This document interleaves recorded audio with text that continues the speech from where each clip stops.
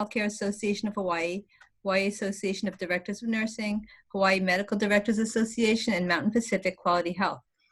We usually have a brief presentation and then open it up for a time of questions and discussions up till 3 o'clock. And we ask you to use the chat box to submit and queue up your questions.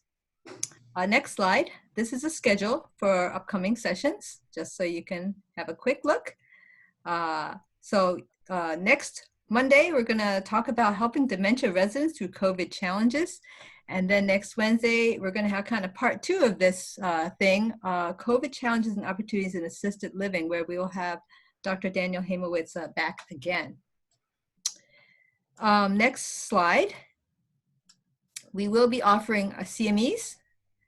So nurses can use CE for CE purposes as well, and we also offer certificates of attendance for all participants who complete an evaluation.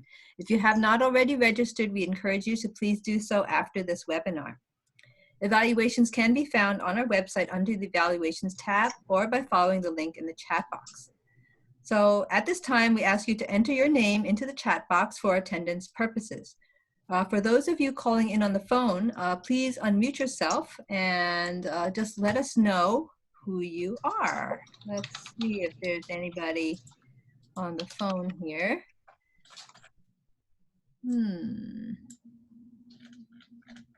Not too many people on the phone. Okay, that's good. Okay. There is one, 808-983-34444 person. If you want to just chime in, just unmute yourself.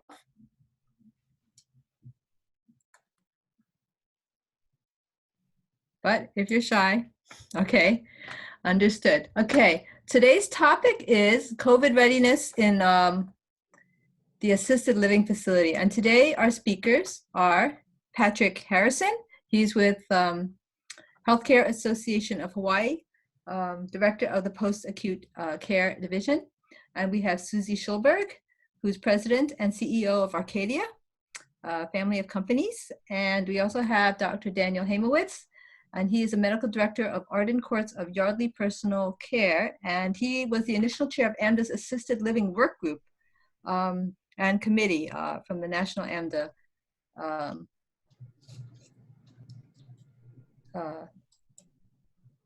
anyway, let's see. Okay, so let's just get started. So go ahead, Patrick.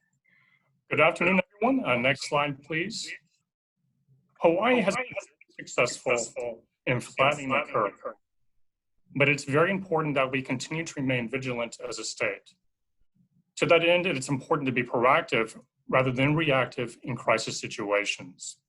We all have emergency plans and situations we put into effect to prepare accordingly.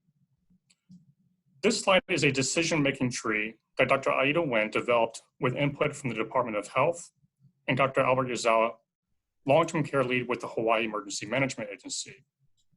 This has undergone a few drafts, and I'd also like to thank Dr. Wen for her substantial contributions to this presentation. This is going to be made available to everyone, but I would like to walk you through briefly and highlight a few key points. I'd also like to note that I'm not a clinician myself. So if you look at the top left of the screen, again, this is predicated on the basis of having a positive or a suspected case of COVID-19 in your community. One of the first items to be aware of is confirming the goals of care and the level of care necessary to meet the patient's needs. If the residents' goals of care warrant a transfer to the hospital, it is very important to ensure that the patient emergency medical transport team, as well as the receiving facility, are informed about the patient's suspect COVID status. If the plan warrants keeping the resident in facility, be it hospice or otherwise, immediately place them in contact and drop the precautions and follow the tree from here. Again, a lot of this is information which I'm not going to go over in great detail, but again, it's important to keep in contact with the Department of Health. There is also mentioned here the PUI form, and when seeing results, it's important to keep in contact with the Department of Health epidemiologists to let them know to expect specimens and maintain constant communication. Looking to the middle left side of the screen, or excuse me, right side of the screen, notice there's a section about the infection prevention control and test collection of the specimen, or swab. This may or may not be practical depending on the assisted living community, and it may be necessary for a swab team or outside entity or lab to come in and perform the swab. Again, these plans are guidelines, they're not regulatory documents. You'll need to tailor this to the needs of your own facility and residents. While waiting on results, it's important to never base treatment on a single test alone. And again, importance to maintaining contact and droplet precautions as well. I'd also like to note that testing can be a great tool, but should not be used to manage exclusions of healthcare workers if they should come in contact in high-risk situations. It should not be used to base treatment alone for patients themselves in your facility. Looking to the bottom left of the screen, notice that there's information here pertaining to the discontinuation of isolation precautions for residents. The CDC recently changed their guidance here from 7 to 10 days, and this information here reflects that change. I'd also like to note that based on recent Hawaii Department of Health guidelines, a more conservative approach of 14 days since symptom onset are for those who are mild or have not had any symptoms since their positive tests may be appropriate for persons with immunocompromising conditions or returning to congregate settings, which again, assisted living facilities commonly fall within this definition. Next slide, please. This slide is screening criteria. Again, provides additional information if you have questions here.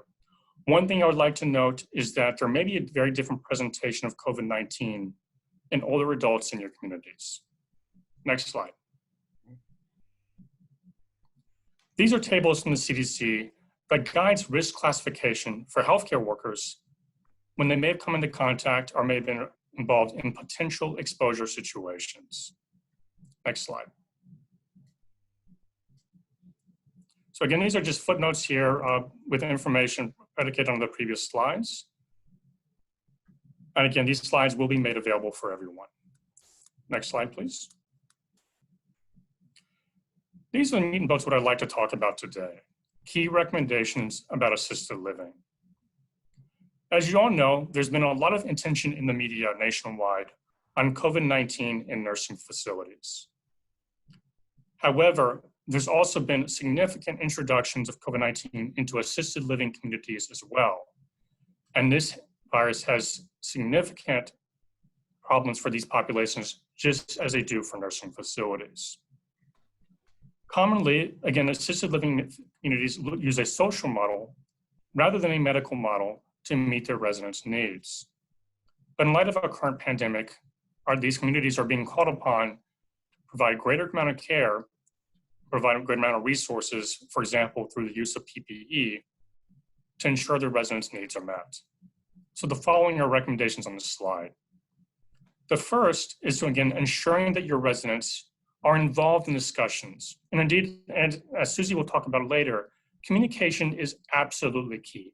Communication with your residents, and how they're going to be involved in your facility's plans, communication with their families, and communications with both your staff as well as medical providers.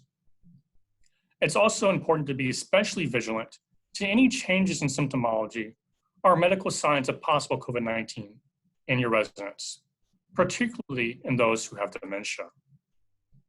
Again, it's important to be proactive in instilling infection control practices in assisted living, as again, having the importance of having a plan in place and being proactive rather than reactive here will be absolutely critical in mitigating and preventing the spread of this virus in your community. You also want to consider the capacity of your facility and reach out accordingly if you find that your resources alone are not able to meet your residents' needs, or in the event that you have an outbreak in your facility.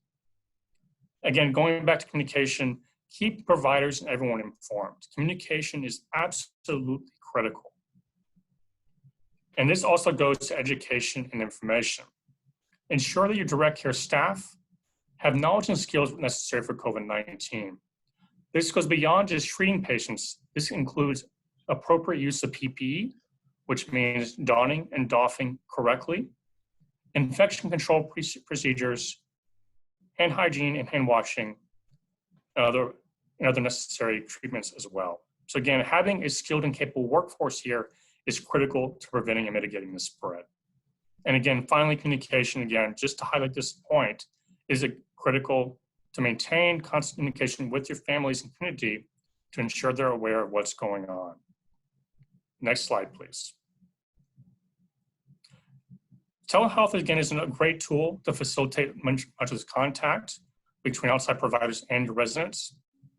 This is an opportunity here that may be of interest to those folks on the line here as well. Next slide here. So the question is how to implement some of these changes in assisted living.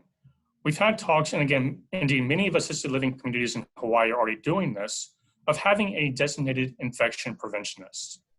This may be a clinical nurse or maybe a director of nursing who's very involved with the community's operations and overall coordinating and directing the plan of care and the facility's response to any COVID outbreak or introduction in the facility. This person is also going to be very involved and communicative with the Department of Health in the event of this coming into the facility. Next slide, please. Again, going along sometimes with the infection control, the charge nurse also plays a critical role. They're going to work collaboratively with the director of activities and other key staff to manage your residents and manage your community's response to any potential outbreak or introduction into your facility. I also want to highlight here again the importance of education, communication, and collaboration between each other, and also highlight that this is a team effort within your community. This is not anyone's single job. It's going to be critical for a combined and united front to respond to this threat effectively. Next slide, please. And again, director of activities plays a critical role as well. Social distancing is important for residents in these communities, but it's important to not socially isolate these individuals. Again, with the social model in place, special needs are warranted to meeting those with dementia and others who need some kind of activity, some kind of engagement to ensure their needs are met. Telehealth and other technologies can be used to meet their needs, but it's again to look at this creatively. And I know Susie will talk a little bit later about some of the things the Arcadia family of companies has done to meet their communities and workers' needs. Next slide, please. I also want to highlight recent CDC guidance for considerations for treating patients in memory care. It's important to maintain consistent and adequate routines for residents in memory care. In memory care, for those who aren't familiar, these are commonly where residents with very severe or moderate dementia are residing, where they may need a little more assistance or attention to the comparison to the rest of the community. Here, it's important to dedicate staff to the extent possible to memory care units and to minimize any non-essential staff here as well. It's also important to have structured and safe activities while maintaining social distancing. And of course, active cleaning of high-touch surfaces and high public areas is going to be critical to mitigating the spread. Finally, continue to ensure access to medical care and services and continue to meet your needs. As again, some of these residents and communities so need care. COVID-19 is not the only thing in place for many of them. In situations where you do have a confirmed or suspected case in a memory care unit, 3 things you want to highlight if necessary. And again, in consultation with the Department of Health for further guidance. This includes testing, use of appropriate PPE, which again may be a respirator like a N95 mask or a surgical mask that's unavailable, and eye protection such as face shield or goggles, and importance of assessing risks and benefits of moving residents to designated COVID care units within your community. You may find that a resident may have already exposed other folks in this community, or a change in environment may be such a detriment to residents' agitative state that would not be warranted to move that resident. Again, this is going to be a determination based on a clinical judgment in the community. And when moving residents, it's important, again, communication and keeping the resident informed and their family. Prepare your staff and personnel for this move to make them aware of the residents' routines, knowledge, and generally speaking, and what they have generally responded very well to. and to the extent possible, moving familiar objects with residents, any personal belongings to help maintain a consistent environment. Again, we'll hold questions here for the end. I'll go ahead and move on to Susie here. Okay, thanks, Patrick. I'll wait till the slides come up.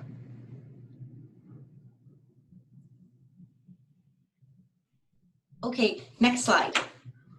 So good afternoon, everyone. As Dr. Wen said, I'm Susie Schulberg with the Arcadia family of companies. And the Arcadia family of companies is comprised of 7 non-for-profit organizations that serve about 1,000 kapuna a day, and we employ about 590 employees. Specifically, Arcadia and 15 Craigside, which are our life plan communities, which offer the full continuum, independent living, assisted living, and skilled nursing intermediate care, serve a total of just under 600 residents. Next slide. Today, I'd like to share some of the successful practices that we've implemented and some current challenges our organization still faces with respect to COVID-19.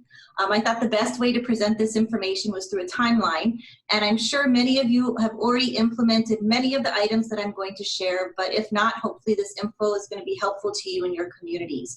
So back at the beginning of March, we began as an organization, specifically with respect to Arcadia and 15 Craigside, weekly COVID-19 meetings where we were trying to figure things out. We hosted a lot of COVID-19 informational sessions for our residents, as well as many sessions for our staff to provide them basic information about the disease and education on how preventive measures. We also, kind of minor, but turns out to be pretty important, we revised our return to work form when people were out sick of what to include and the COVID-19 related screening questions that we wanted to include on that return to work form. Okay, next slide. In going kind of to the beginning of March, starting on the 10th, we implemented our daily wellness and temperature screenings for all of our staff within the organization, did the usual things like social distancing, implemented no kids under the age of 12 were allowed into either of our buildings.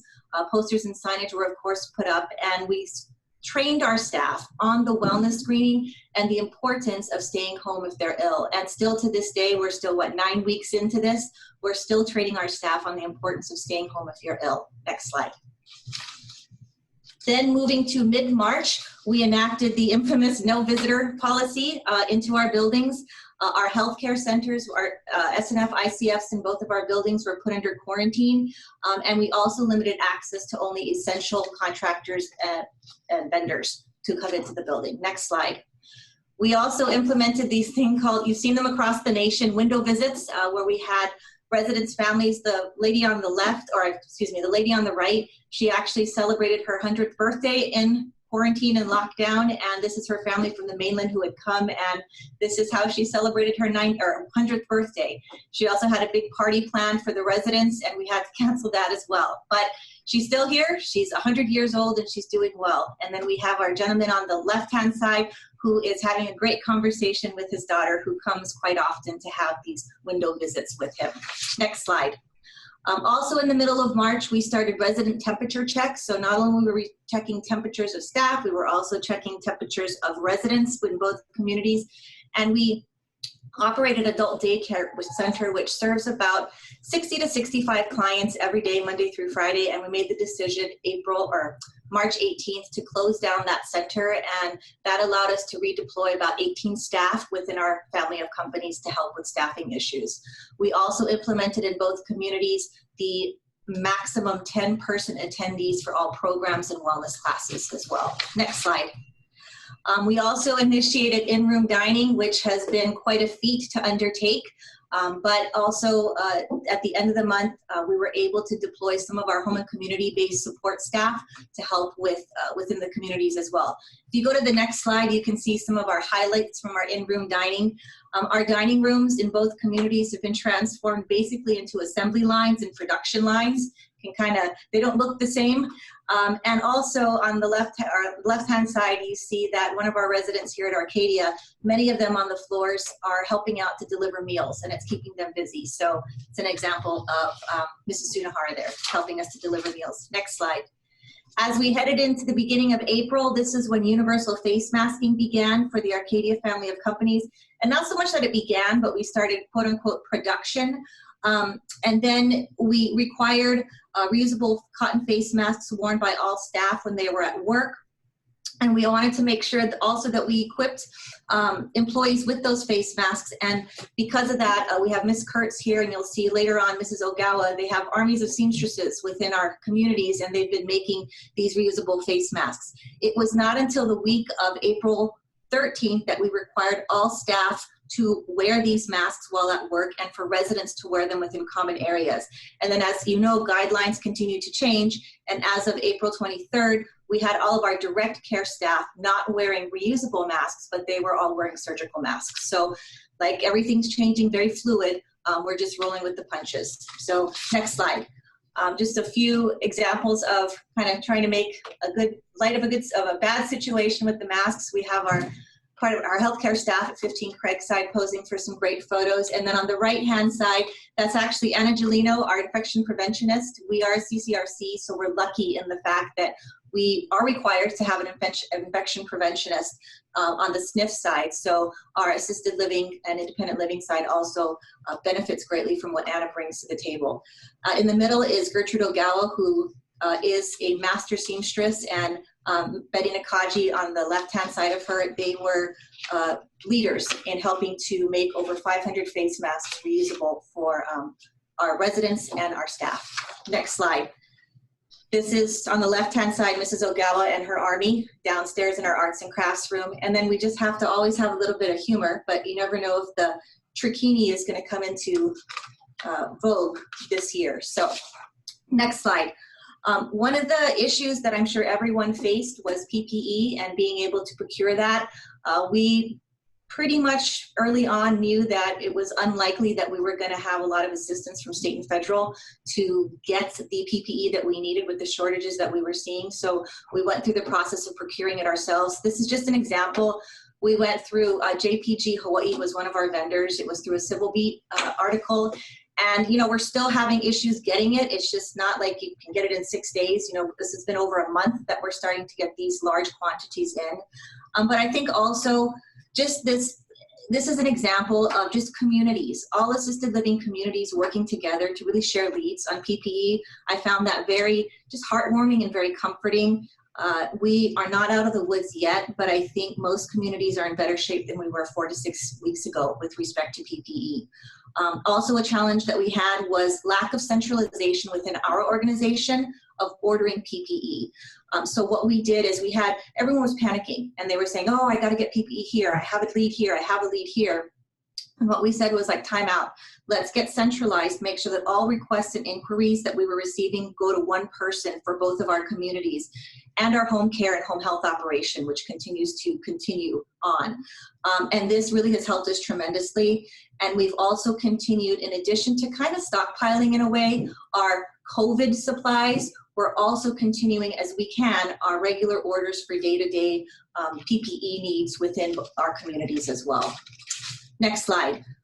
A nice collaboration that we've had is with respect to the face masks, 3D printing. So on the right-hand side is Dr. Paul Turnbull from Mid-Pacific Institute. We've partnered with MidPac and Iolani School to secure face masks and the schools are making with their 3D printer. And the silver lining here is the fact that we actually think we might consider purchasing a 3D printer for the future, because this has just been, it's been a godsend to have that relationship with them. Also, Rotary has been able to be instrumental in donating modest amounts of face masks, not only to us, but I think to also other senior communities on Oahu and probably within the state. So it's just the face mask issue has just been a great collaboration, I think, with respect to community partners and long-term care and assisted living. Next slide. The week of April 20th, we launched a very exciting program, and then 2 weeks later, the week of May 4th, we launched the same kind of program at Arcadia. So the week of 4/20, we launched Floor Friends over at 15 Craigside. And then 2 weeks later, we launched our Hanai Akapuna, which is basically, these are staff and resident buddies. And we've assigned staff to residents. We've assigned residents to residents. And it's basically just a check-in system. You call the residents, see how they're doing, strike up a conversation. Is there anything that we can do? And what we've seen at both communities is that we've had some pretty neat conversations, and some conversations that have gone longer than we anticipated. And between residents and staff who would never regularly interact with one another. So it's been cool. And yeah, I'll leave it at that. Very emotional and heartwarming for many on our staff and many of our residents. Next slide. We've also launched at both communities the week of 4/27, April 27. A lot of our residents in assisted living, they're in their apartments. They can come out within our communities, but a lot of them just decide to stay in their rooms. And so with that, we were seeing possible dehydration. And so what we did is launched our hydration and snack carts. So on the right-hand side is actually Key, who's our physical therapist over at 15 Craigside, our director of rehab. And he was helping out doing hydration. And then on the left-hand side is Raquel and Irene with our assisted living program here at Arcadia. And it was kind of funny at Arcadia when Irene and Raquel were taking the snack cart around, residents asked, oh, do we have to pay for this? And so they were kind of happy that they didn't have to pay for it. But it's been successful. Next slide. One of the big things that we saw as just a real, again, silver lining and good things that are coming out of this is technology. So we have been using technology throughout the COVID pandemic, and we're seeing, very positive trends with respect to this. What you see up on the screen right now is utilizing Microsoft Teams, and this was actually Administrative Professionals Day. We had all of our different venues and all of our different areas came together on Teams, and we wished each other happy Administrative Professionals Day. We're also utilizing, we have an in-house channel that we can post things to and broadcast things through called Channel 900, as well as telehealth and then remote access for employees who work off-site. Next slide. With respect to Microsoft Teams, this is the platform that we have been using. Some folks use Zoom, some folks use WebEx, different types of things. We have found as an organization that Teams has been extremely helpful, not only for doing things like meetings and telehealth, but it's also on the right-hand side. You see, for those of you who use Teams, this might be familiar, but the chat option. It really takes a lot of junk out of your email, and you can just chat, and you've got your groups there that it keeps everyone in line on and up to date on what's happening. So Teams has been a real success for us, and we really look forward to continuing to use it as we move forward. Next, after COVID. Next slide. With the live streaming, we've also utilized that. This was pretty cool. The Arcadia family of companies has a robust chaplaincy team.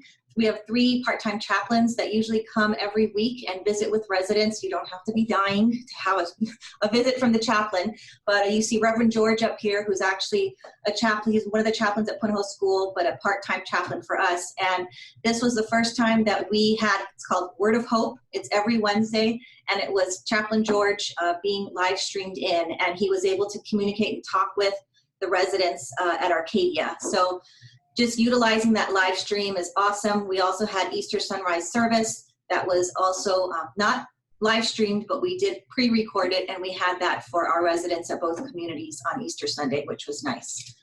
Next slide. Microsoft Teams for telehealth has been huge. You can see a couple of pictures here. But while telehealth is an excellent alternative, we've also noticed a few challenges with telehealth in our population. One is that telehealth appointments actually take a nurse off the floor because they need to be there with the resident to kind of work with them if they have any issues. But at the same time, the positive to that is that the nurse is also able to listen in on how the appointment goes, and it's better, and you get more of an overview of how the resident's doing than just reading a progress note from a physician. So positive, and pro and con. And then also within, I just have the stat for our Arcadia clinic. Within Arcadia's clinic that services all of our independent living and assisted living residents, during COVID, our clinic has been seeing about 15 telehealth appointments a week. I would suffice it to say that 15 Craigsides is the same, about 15 telehealth appointments a week. And the question is going to be, do we continue with these even after COVID's over? So we're going to be taking a little deeper dive into what telehealth looks like for the future. Next slide. Some of you might have looked into digital stethoscopes. We've tested 2 of them so far. Neither have been too successful due to the fact that the primary care physician is usually unable to hear the live sounds of the heartbeat, which is kind of key. But the most recent one that we've tested, which is the one that you have on the screen, does show live readings, but we're having some issue with the sound being transferred to the primary care physician. And we hope once that gets fixed that it's going to be a good tool for us. So we'll stay tuned on that. Next slide. For the Arcadia family of companies, Patrick kind of alluded to it when he was giving his presentation, is communication is huge for us. And we found that we needed to explore different avenues for communication. So one of them, it's kind of cheesy, but we started a YouTube channel and a YouTube show that comes out every week. And, you know, for us who are kind of self-conscious about being on camera, we basically just slapped ourselves and said, let it go. You've got to communicate to the people that you love, which are our residents, our family members, and our clients, members, and staff. And so we launched Conversations, and it touched upon a various array of different topics. We had the opportunity in the picture to interview Lieutenant Governor Josh Green about this on our second episode, insights from Arcadia and 15 Craigside residents, insights from our employees, and then finally we had a heartwarming episode last week where one of our maintenance techs who likes to sing, he sang Lean on Me while we had a video montage. But that goes out every week to all of our clients, residents, members, family members, and staff. Next slide. Another communication platform that we have is our weekly newsletter that's distributed again to all of our clients, residents, members, family members, and staff. And really, we developed Silver Linings as a way to kind of make it through a really tough time and share the silver linings that are happening during this, you know, unprecedented, horrible pandemic. And so Silver Linings has been a real success for us. Next slide. Also partnering with our community partners. On the left-hand side, you see Kind to Kapuna, which is, or I'm sorry, Kind to Kapuna, which is from Keiki, who are out of school. Christine Ishida from the University of Hawaii Center on Aging, she worked with schools to get kids to draw pictures, and then she made these collages and she sent them to various senior communities, and we were able to print them out and share them with our residents. On the right hand side is a partnering with the Seroptimists of Waikiki, where they sent Easter cards to our residents, not in assisted living, but these were residents in our healthcare center in our SNF ICF, which brought a lot of joy to them. Next slide. And these are just, I'll just go through this. You can go next slide. Next slide. Next slide. So actually go back to the previous slide. Sorry, John. With these, we just wanted to show that, you know, I know all of us as assisted living communities and just people in long-term care, we are receiving a lot of donations. You know, the community has just been an outpouring of love and affection to make sure that seniors are taken care of.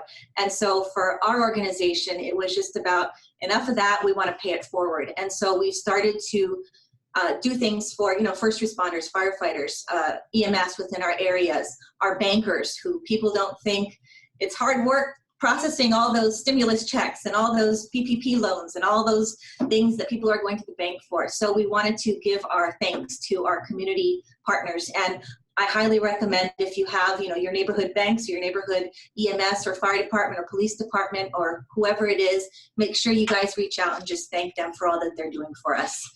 Next slide. So this is just in closing. I'm wrapping up here. Continued challenges. I just wanted to share, we have a couple of continuing challenges as we continue to navigate COVID-19. One is just, you know, due to the constant changing guidelines, it's a constant drag, if you will, but to educate our staff. And I don't mean that in a negative way, but it's like just when you get through 200 staff and then they change the guidelines again. So I know our staff has just been, they've been fighters, they've been warriors in terms of just working their way through this, but it has been a challenge in terms of education. Encouraging our independent and assisted living residents to stay home. They are getting antsy. Before the session started, I shared with Dr. Himowitz and Dr. Wen and Patrick that they're going to have the flyby, I guess, tomorrow with the Air Force, thanking all of the first responders and healthcare providers. And so we make these big banners, and we're going to go up with our residents on our roof, which is a solarium roof, and, you know, have these banners up. And the banner is #safer at home. And one of the residents said, excuse me, you should make it hashtag let me out, because they're basically over having to stay home for these quarantines. But with respect to the quarantines, what we're doing is that, excuse me, of course, anyone who leaves the building to go to the emergency room or to the hospital or visit an urgent care clinic, they do need to be quarantined for 14 days when they come home. And then also we're implementing a 14-day quarantine if residents leave for anything other than medically necessary appointments. Also, with those quarantine situations, it's looking at what the burn rates are, because some of these we're not anticipating. So how does that affect our PPE? Next slide. Then 3 other challenges that we have is staff fearing to come to work, believing that they're going to contact COVID-19 and then take it home.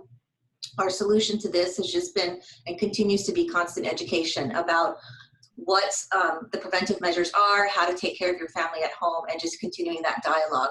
Also, as Patrick also mentioned earlier, residents with dementia who are under 14-day quarantine is a challenge. We, knock on wood, have not had that issue yet, but we know that it will come. But our solution to that is going to be one-to-one care. And then finally, just our biggest one is what do we do when we reopen, and what are we going to do with the new normal? What's it going to look like? And we are hoping for recommendations or guidelines from, CDC, DOH, partnering with all of you on what that looks like as we begin to loosen those restrictions. Next slide, sorry. And so that's it. That's my presentation. I think the thing I just want to leave you with is stay safe, stay healthy, stay strong, stay hopeful, and please, all of us, just keep a sense of humor, because laughter fills the soul, and if we can't laugh about this, then we're going to age ourselves quite quickly. So I just want to say thanks for letting me share this with you, and thanks to all of you for being out there and taking care of our kapuna, taking care of our staff, and I guess fighting the good fight. So that's it. Back to you guys. Thank you so much, Susie. Now up is Dr. Dan Hamowitz. Take it away. Hi, everybody. Hi, thanks. I'm going to try to be brief and just skim through these slides because I think we're going to get into this in more detail next week. If you want me back after this, Ada, you'll let me know. Okay. I do like those stays. California long-term care medicines is stay calm, stay prepared, stay informed, which I think are also, 3 good stays. Now, I go to multiple assisted living assisted living communities in a variety of roles. So I just don't I go to one that's just patients with dementia. I go to one where I'm the medical director and the attending. I go to a couple where I'm the administrative that's part of the CRC. I go to ones that have corporate leadership and others that don't. So what happened was, while going through these, and some of them have had some very bad outbreaks. So I try to go through this and try to figure out, and this is one of the points I'm going to make, is the leadership team. I do think that there's such a difference in assisted living communities. I don't know if it's in Hawaii the same way it is out here, but there are multiple different kinds. And I think that if you don't have, even with corporate leadership, there's a real good benefit of local leadership. So by going through the playbook is kind of guidelines of what you talk about. So I think that if you have a medical director, great. If you don't, it may be a time to get an interim medical director. Maybe there's another healthcare professional, a nurse practitioner, a physician assistant. It could be the administrator, the nurse. It doesn't matter who it is, but I think somebody needs to step up to do planning for this, because some places I've been to have done obsessive planning, and I think actually that's benefited the communities, and other places that haven't done planning, and I just don't think that's the way to go in this outbreak. So next, oh, by the way, I made these slides, and I didn't really promote this to people where I am on the East Coast, but I wanted to get them to have some kind of Hawaii feel. All right, so I'm just saying, I didn't know how many pineapples I should have put on the slides, but I was trying to make people feel like, they were getting out of home. All right, that's why, just as explanation. Going through these things again, we're going to go into details through this. What I didn't include, I have to tell you, is PPE, because I think in the course of discussing many of these things, PPE is such a huge issue. I will point out that it seems to me in all the communities I've been to that have had outbreaks, it couldn't be from the family because they weren't allowed in. So it's your staff who's probably bringing in COVID. Just it's something to keep in mind. I don't want to, increase the fear, but we've had places where we thought it was an agency nurse, a private duty aide. We thought it was maybe some family that dropped off a hoagie and the hoagie wrapper had it all, had COVID on it. This COVID is such a sneaky thing. I think whatever you do, an abundance of caution. If you're concerned that you're doing too much to prevent it, you're not, because I think whatever you can do, you should edge on the way of being more protective. Because I'm telling you, I don't know how bad your outbreaks have been, but when you live through one, it's like the war zone. It's so terrible. Next, please. So that's the playbook, which we'll talk about. I just want to leave a couple points before we go into questions. The one thing that I think everybody's suffering from, and Susie, you mentioned, is information overload. There's it seems like there's 10,000 different places you can go. Every day I get, it seems like 40 emails from all kinds of organizations and people trying to give me help and different webinars. It's really difficult. And I think that we'll talk about that next week in the playbook, is how do you get your resources? Because you got to really try to distill the information and what's the most important information. Patrick had been talking about unusual presentations. And as a clinician, I'm telling you, I think, and Ada, maybe it's your experience too, unusual presentations are more usual than usual presentations. What I've found really, really a lot, the key things are falls, lethargy, not eating, and changes in mental status, particularly falls. And I've always been a proponent of testing. I know we'll have some questions about testing, but my take was if a resident falls, you got to test them for COVID, So just be really, really on the lookout for those sort of things: falls, change in mental status, lethargy, not eating. I think one of the bright sides of this whole thing has been, if you can, developing relationships with local authorities, state legislators, and federal legislators. The problem with doing this, especially I think state and particularly federal, is you just can't go for the first time to your congressman or your senator and say to them, hey, I got a problem. Will you just throw some money at it and fix it for me? Because that's not how this works. You have to have long-standing relationships in order to accomplish anything. And that's still an if, but I really encourage that. So, and you don't need the backing of an organization. Like, I just decided one day, this is like a couple months ago, I was going to call my congressman weekly. So I called up his staff, and we've been talking weekly. And then he invited the senator's office, and they've included some people from my state representative. And I think that that's really important to get to one of the steps we're going to talk about below. I don't know the answer to this, but what we're seeing a lot of around here is blame, liability, and the media's role in this. Now, I'm not saying we can necessarily change that, but it is front page on all the newspapers around here how families are suing, class action lawsuits about this. The message being that we let this happen. And families are going to pick up on this. So I always say, people say, well, one facility has 8 COVID patients and another has 40. So that means the 40's worse, right? And I say, I'll tell you what that means. In my opinion, what that means doesn't mean anything, because it could be they tested more. It could be they have more risk patients. It doesn't really, it's not a substitute for quality. And I think every little bit counts towards telling people, because I understand families are angry. They're frustrated, they're fearful, absolutely understandable.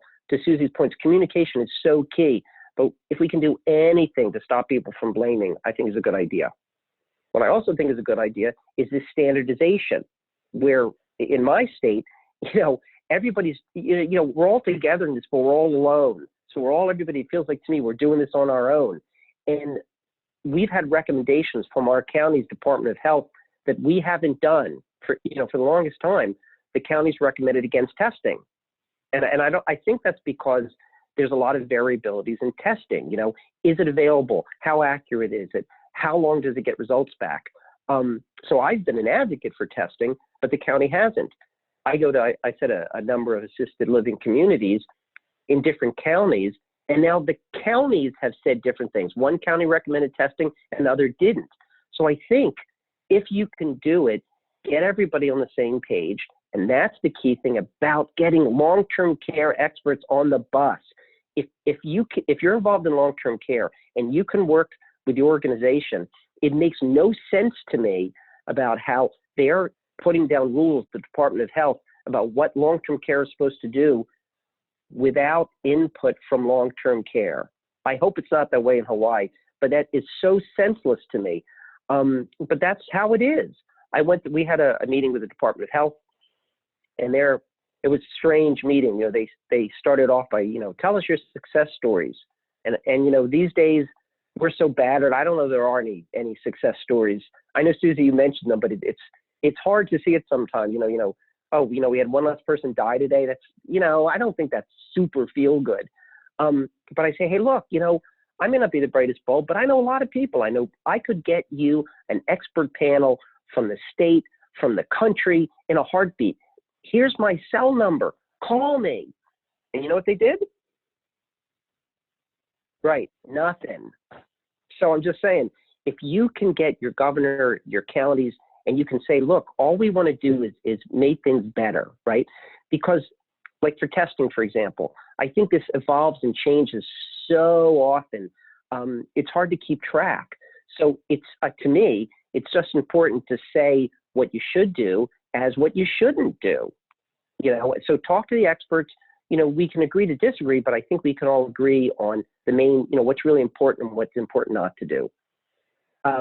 My final success story from the COVID outbreak is the collaboration. What I have found really wonderful is there are a whole bunch of doctors around the country, who you probably know, who are willing to pick up the phone at any time and help with what their experiences are and what they did. And that's really what I'm hoping to do. What I hope I'll do today, and what I really hope I'll do next week is we can all band together, we can help each other out, we can share our experiences. If it even saves one life, to me, that's worthwhile. So that being said, that's, I think, all I got. And we have time for questions, right? Yes, thank you very, very much. That was a great segue into, I just want to say that I think it's great. I mean, in Hawaii, we've really had a lot of collaboration. I think this COVID thing has really brought a lot of different sectors and departments and state government and local, everything. We were all collaborating a lot more than we were before, and it's actually putting things into place that should have been put in place a long time ago. So I just want to say thank you. I know a lot of folks are here actually on the call as well, to say thank you for that, and this has really given us an opportunity to reach out nationwide as well. Anyway, so this is a question that I know everybody's been burning to ask, right? The current Hawaii response to the recent federal guidance to test all residents and staff in the nursing home. And I'm just gonna say that we don't have an answer to that yet, because we, just as Dan Himowitz was saying, we want to come out with a unified response. We don't want this to become chaotic. So right now, the Department of Health is looking at this very carefully. We're weighing all the different options. We're looking at the different, the prevalence as well as the risks and the benefits. So I think it's not a written directive, nothing in writing. It's just a recommendation. So I think we're going to be trying to tailor it in the most wise way we can in the state. So yes, we don't have guidance yet, but hang in there. There are discussions going on this week. So I don't know if DOH wants to say anything. Ada, could I comment on this? Oh, go ahead. Sure. What I think is that a lot of this is, to some degree, I think, a political message. And I'm not trying to be cynical, is, they say, well, go ahead and test everybody. But the problem with it is that there's no details, and the devil's in the details, right? And families desperately want to know. And I had one talk with a assisted living community where the families were almost hostile about it, demanding, when are we getting tested and when is the staff getting tested? And obviously that resident testing and staff testing, there are differences, So I think that my approach to it would be is make sure people realize that, if you test once, it's a point in the curve. Now that's what it is. Okay, one baseline, and that's all you know. What we need to figure out is, and everybody's working on it at the same time, what are experiences from other states? For example, West Virginia tests everybody in the nursing homes. Okay, what does that mean? I don't know what that means. Hopefully we'll find out. I mean, I think that there's enough similarities between assisted living and skilled nursing facilities that I agree with testing. I'd rather know, but what does it mean? How often should you test? I don't know. Are there differences between labs? I don't know. When are we going to do with immunology, the immune testing? Do I sound like a broken record here? I don't know. So the thing is that it's easy to proclaim, go ahead, you have to test everybody. Okay, great. But unless you have a plan about what you're going to do with said testing, it doesn't make a ton of sense. I think it's important that we don't appear resistant to that, because that's where you'll get a lot of anger. So I think we should test. Say, sure, we want to test, but we want to figure out how the testing is going to make it the best possible thing for our residents and staff. Does that make sense? So that's my take on it, if that helps you. Thank you so much, Dan. This is Sarah Campbell. I'm the Deputy State Epidemiologist here in Hawaii. Hi. So I'm representing Department of Health here. And I'm sorry, I missed, what jurisdiction are you speaking from? Moi? Yes. It's just individually. I'm from Pennsylvania, the Okay. great Commonwealth of Pennsylvania. But I've Oh, actually thank you. been to Hawaii twice. Great, And it was great. great. No, Yeah, it was great. yeah, and I think what you said is so important, and knowing the context of the situation in which you're testing and how you respond to that testing is also so critical. But I couldn't have said it more eloquently, that's exactly, as we all are faced with this White House directive, trying to break it down into what does that actually look like on a logistical level, and that's what the team is trying to work through this week. So I think that's a really important message. I am Well, curious. I was just going to say, I think it's wonderful that you're on this call and you're working with people. We've tried to talk to my county and they haven't called us back yet about it. What I would also encourage is that there's lots of states that are also working on this. Let's not reinvent the wheel. Let's work together and figure out what a best practice is. Yeah, exactly. I was curious if you can give us a little context in Pennsylvania, what you're seeing in the community as well, like your case, what is the level of cases that you're seeing around your facilities? That's a very good question. I'm in the southeastern part of the state, which is one of the nation's hotspots, I think. So we're seeing a lot, and we're seeing some terrible outbreaks in assisted living communities. One place, basically, 100% tested positive, and we had a 40% death rate. I'm telling you, it's terrible. But I just heard this today, that out near Pittsburgh in Allegheny County, in their nursing homes, they have, that's what they say, 0 cases. So, what does that mean? I don't know how much they have in the community. I don't know if they're doing something differently. I don't know if they have the support of a academic center, and we don't. There's so many differences in it.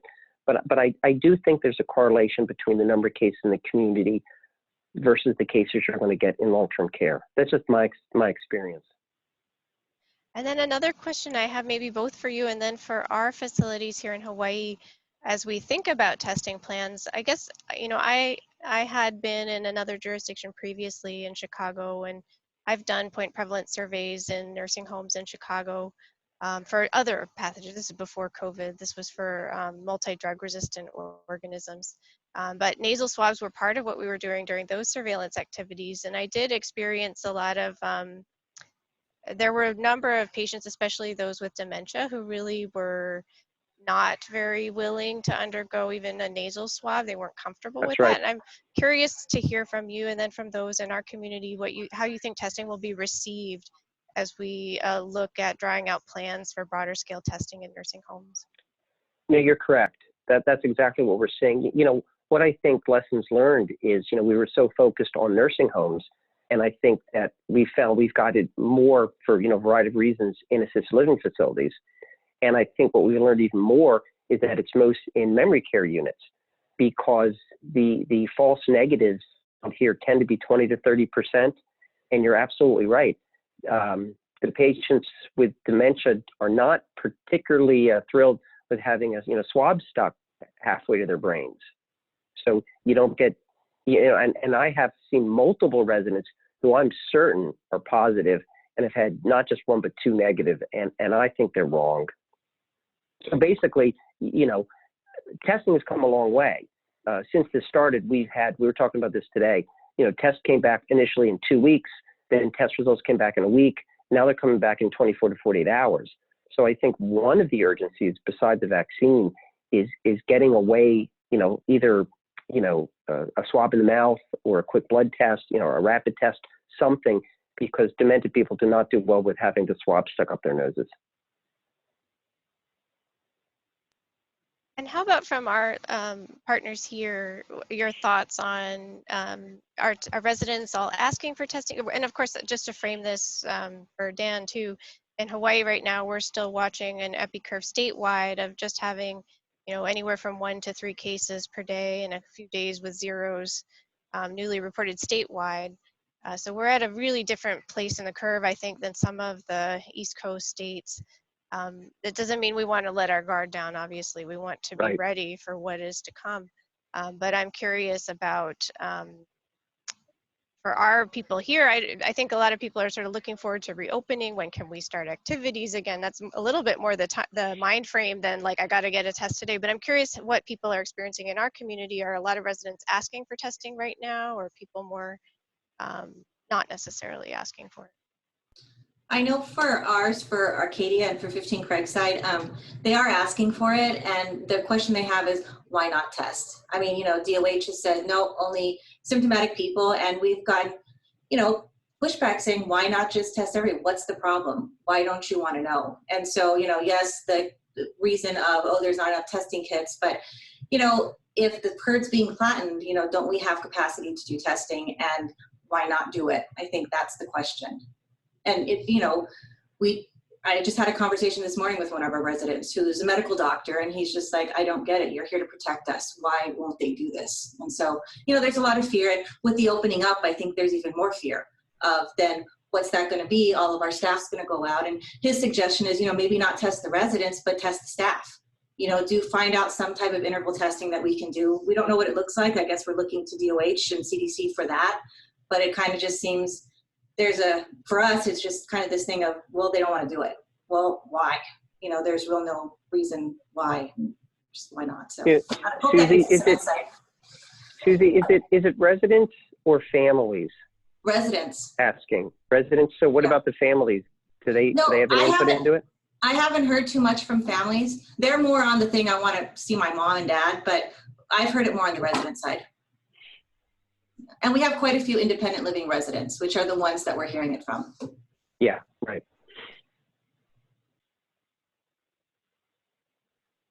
Yeah, that makes sense. Any other takers on that question or input from other facilities?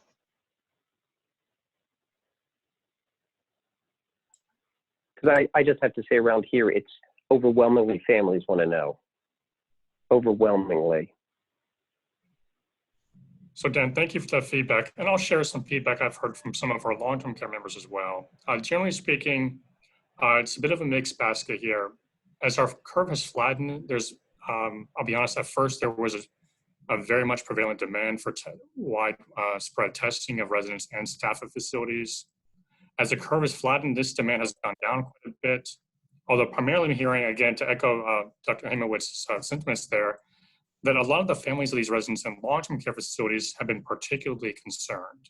And again, that's actually been an ongoing fear right now, is are nursing facilities and long-term care facilities safe for people to go into?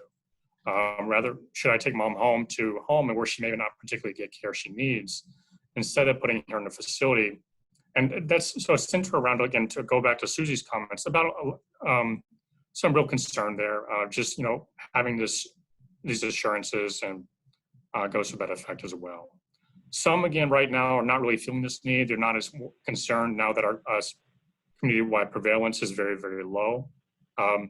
And today, we haven't had a single outbreak in the assisted living community or a nursing facility, although we did have one case in a facility, but that was not an outbreak. So it's mixed comments there. Okay. Yeah, I so- think one thing you want to do is you want to make sure, and I know you know this, is paying particular attention to the highest risk residents and trying to keep them safe. I'd keep that as a priority.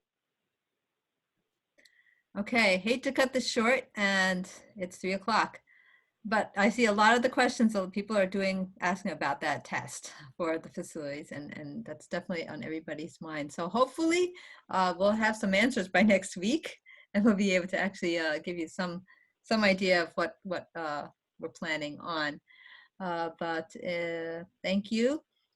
Just in conclusion, want to make sure that if you want to get your CMEs, go to the webpage, complete your online evaluation. There's a link at the bottom of the email invitation. And also there's a link that Michaela and John put on the group chat here as well.